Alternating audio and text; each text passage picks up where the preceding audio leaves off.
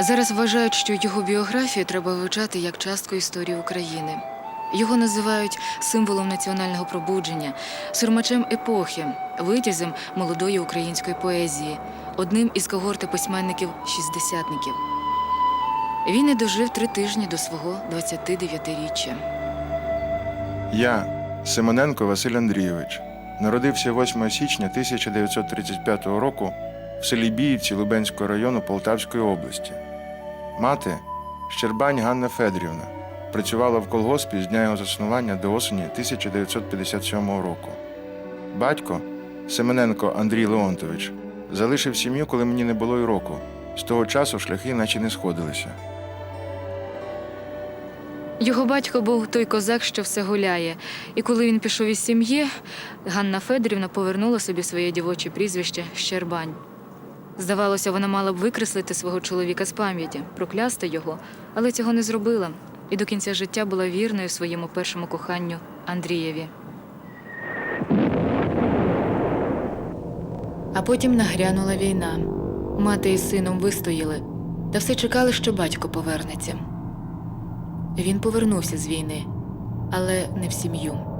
Тому і Василь пізніше писав: В мене була лиш мати, та був ще сивий дід. Нікому не мовив тату і вірив, що так і слід. Після закінчення середньої школи із золотою медаллю Василь Симоненко у 1952 році вступив на факультет журналістики Київського державного університету імені Тараса Шевченка. Наприкінці 1956 року разом зі своїм однокурсником Станіславом Боряченком Василь приїхав до Черкас на переддипломну практику в газеті «Черкаська правда». Їм пощастило не тільки тим, що в газеті був чудовий творчий колектив, а ще й тим, що там були вільні посади літпрацівників, і їх офіційно зарахували до штату редакції. А до Києва вони їздили тільки на екзамени та писати й захищати дипломні роботи. У високого, чорнявого із глузливими карими очима Василя часто закохувались дівчата. Та й він закохувався. Але все це було якось несерйозно, легковажно. Друзі-практиканти запримітили молоденьке вродливе дівчисько Люсю, кур'єра обласної друкарні, і почали залицятися до неї. У сизих хмарах диму, бо надто часто палив цигарки, з'явилися рядки. І я не чув, як жайвір в небі тане, кого остерігає з висоти. Прийшла любов, непрохана й нежданна. Ну як мені за нею не піти? Перелити в чарівну поезію своє п'янке, солодке почуття любові він міг, а от зізнатися у почуттях соромився. Та й Станіслав завжди крутився біля Люсі. Якось вони сиділи втрьох, і Василь сказав: «Люся, Люся, я боюся, що влюблюся». Станіслав сприйняв веселеве зізнання в коханні як жарт, а от Люся відчула, що у сказаних словах приховувався вітер мрій та неспокою.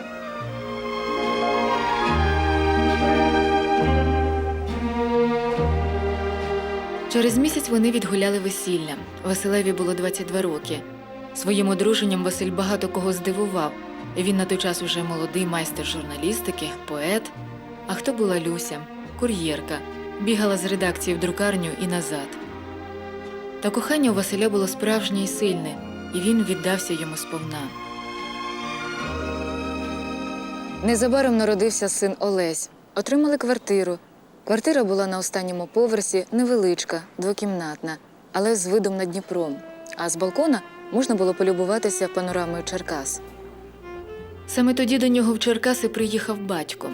Василь привітав його, щиро пригостив, запросив переночувати, а вранці сказав: А тепер, батьку, бувайте здорові.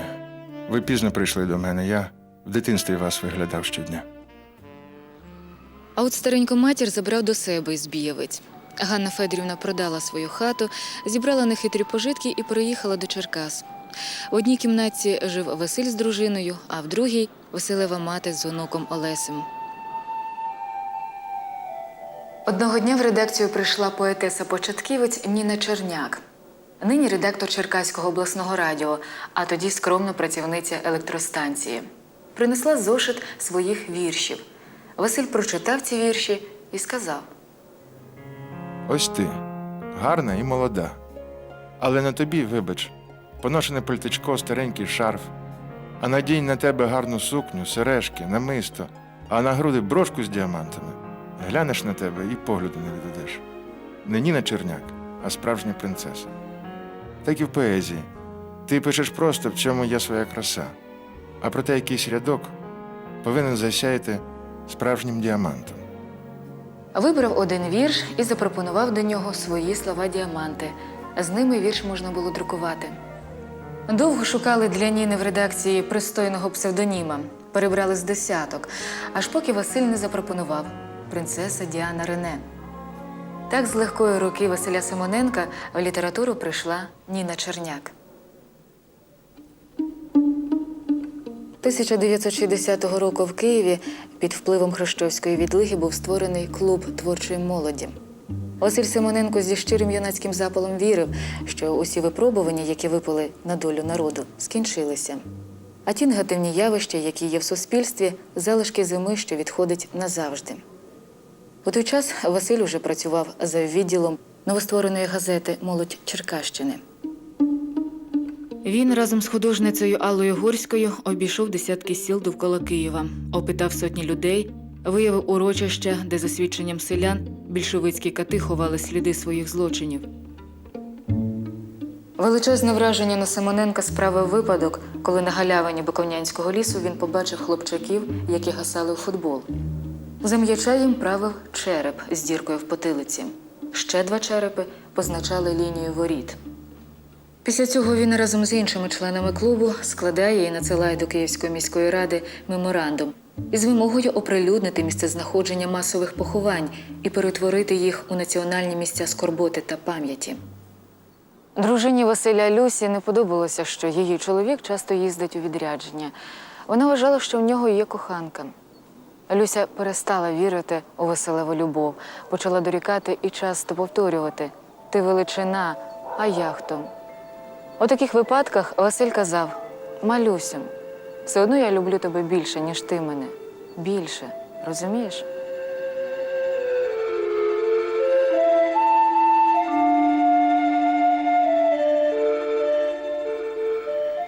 Одного разу Василь зустрів на вулиці Ніну Черняк і дізнався, що і в неї не склалося сімейне щастя. Вона вагітною пішла від чоловіка, хотіла навіть покінчити життя самогубством.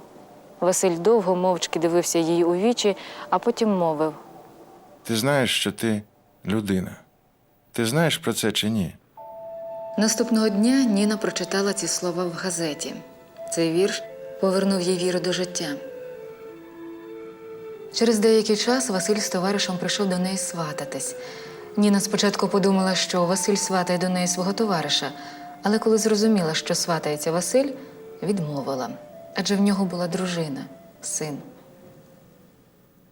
Не докорю нікому і ніколи, хіба на себе інколи позлюся, що в 20 літ в моєму серці втома, що в 30 смерті в очі подивлюся. Ці рядки написані ще в 1955 році, але здається, що Василь ще тоді перечував свою долю, адже його смерть дотепер обкутана туманом загадок, легенд, пліток. А влітку 1962 року до Василя в гості завітав земляк з рідного села. Василь пригостив його, а потім поїхав на вокзал проводжати. Коли той сів у потяг, Василь пішов до привокзального буфету купити цигарок, а він був закритий, хоча за розкладом було ще хвилин 15 до закриття. Василь обурився. Буфетниця ж підняла крик. На шум гам нагодилося 2 чергових міліціонерів. Не підозрюючи нічого, Василь пред'явив їм своє редакційне посвідчення. Міліціонери схопили його за обидві руки, заламали на спині і на очах здивованого натовпу потягли до вокзальної кімнати міліції. І донині усі, хто знали Василя, переконані, що ця історія була лише формальним приводом для його затримання. Тієї ночі невідомо чому Василь опинився у камері затриманих лінійного відділення міліції аж у містечка Сміла, що за 30 кілометрів від Черкас. І коли через 2 дні його звідти визволяли редакційні колеги, він був увесь синій від побоїв. Відтоді ніби щось обірвалось усередині. Хвороба вперто і послідовно вимучувала його тіло. Ходили різні чутки. Одні говорили, що в нього хворі нирки, інші, що побоями в каталажці міліціонери прирекли Василя Симоненка на мученицьке вмирання. Він лежав у номенклатурній обласній лікарні Ліксанупру. Його дружина взяла за власний рахунок відпустку і майже жила у палаті. До нього ходили друзі, колеги і Ніна Черняк, його принцеса Діана Рене. Одного разу друзі принесли в лікарню пов'язані в пучок кетяги калини. І висіла та калина довгі тижні хвороби біля його ліжка. Василь, лежачи, продовжував записувати вірші у свій блокнот. Останній вірш був записаний 19 вересня 63-го року. Маленьке, не смішне, адже мале і зерно, що силу велетням і геніям несе. Мале тоді смішне, коли воно мізерне, коли себе поставить над усе. Але скажіть, хіба такого мало? Хіба такі випадки не були, коли мене, як прапор, піднімали і йшли за ним народи, мов осли? І чи тоді мізерне та смішне не оберталось раптом у страшне? А потім написав листа. Можливо, завтра мене вже не буде. Звісно, література перенесе цю майже безболісну для неї втрату. Але я не можу піти з життя, не подбавши про долю моєї сім'ї, особливо матері. Перший день моєї смерті може стати першим днем її жебрацького животіння.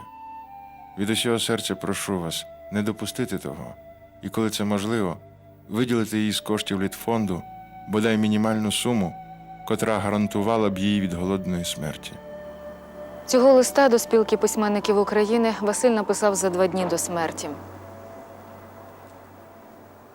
Коли несли труну Василя Симоненка, раптом із-за хмар виглянуло холодне грудневе сонце.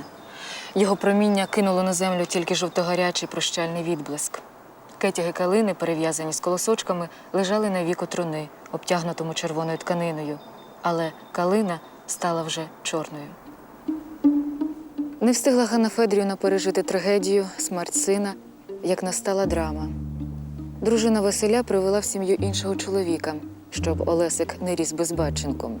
Для матері, яка виростила і виховала Василя сама, це було справжнім потрясінням. Розумом рішення Люсі вона ще якось приймала, а от серцем – ні. Через деякий час Ганні Федорівні виділили окрему однокімнатну квартиру у цьому ж будинку на 1-му поверсі. Туди вона перенесла свої пожитки і перетворила кімнату на своєрідну світлицю поета. Були ще радісні дні у мами, коли отримувала у 1995 році найвищу державну премію України імені Тараса Шевченка, якою була посмертно відзначена творчість її сина. Цю премію Василеві Симоненку дали навпіл живим письменником Василем Захарченком і поділили між живим і мертвим 1000 гривень. На 35 років пережила мати сина, а вона померла у 1998 році. Бог відміряв їй аж 90 років життя. Поховали її поруч із сином. Не стала навколішки гордість моя, ліниво тяглася отара хвилин. На світі безліч таких, як я, але я, і Богу, один.